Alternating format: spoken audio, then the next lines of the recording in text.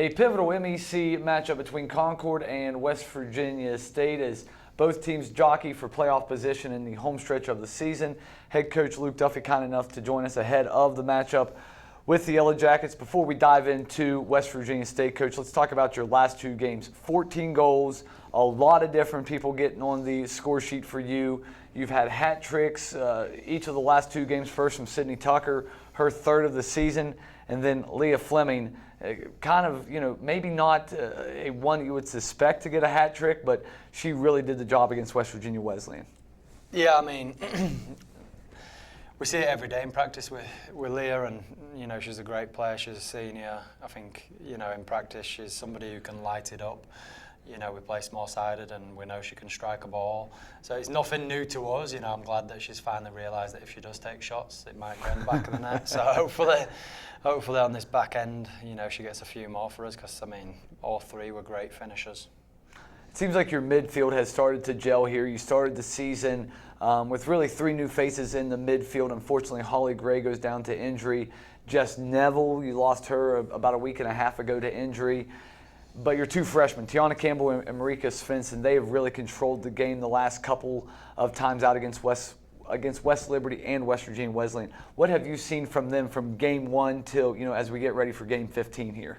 Yeah, I think some things take time. They need time to adapt to being away from home, being in a new environment, juggling the new emotions. I think they're super close off the field. I think but they're two people who turn to each other and have a great experience so far and really embrace it. So I think that translates to their connection on the field, and obviously them playing well allows us to play well because they play, such important positions. But yeah, credit to them, they've been playing really well. Okay, let's dive into West Virginia State here. You are currently chasing West Virginia State. We start the weekend here. Charleston with 30 points in conference play, West Virginia State with 28, Concord with 22. Throughout these last 3 or 4 games where you guys are trying to chase both of those teams to the top, have you had any conversation with your girls about what's ahead of you, or just trying to take care of your own business right now? Yeah, take care of our own business. I think, the more we can control what we put on the field and the performances that we put together is the most important thing. I think you can't control what anybody else is doing. We've been in that position where you're constantly looking over your shoulder, and it can be tough at times. I think State are a great team. I think they're probably average age is the oldest team in the conference. So they've got the experience, and they've got some old heads who've had great soccer careers and one end their season on the high. So yeah, it should be a good game. All right, it's two of the best offenses, not only in the conference but in the nation. West Virginia State, 49 goals scored. That's second in the country. Concord, 48 goals. That is third.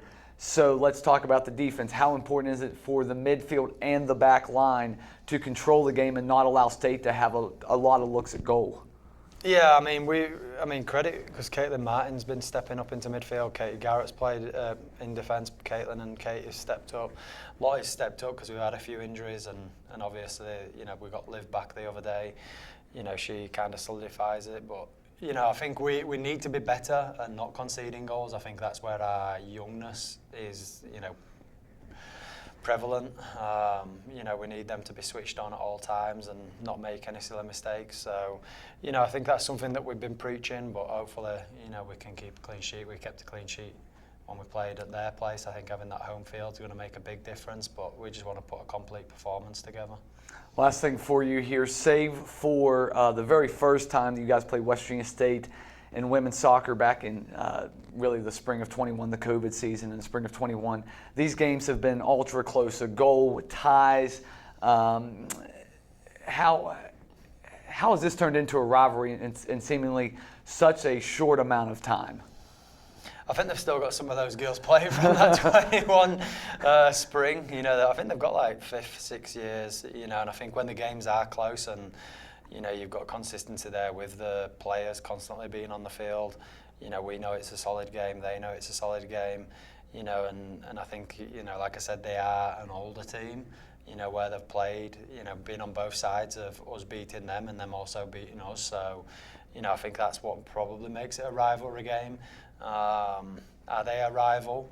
you know, I think any two good teams probably make it a bigger occasion because both teams, you know, there's a lot more on the line at times. So, you know, I think it's always a good game. We have respect for them. I'd hope they have respect for us as well. But like I said, I mean, we're just focusing on ourselves. Are we worried about them? No. You know, I think if we give a complete performance, it should be a good game all round and one that we feel like we can take care of business.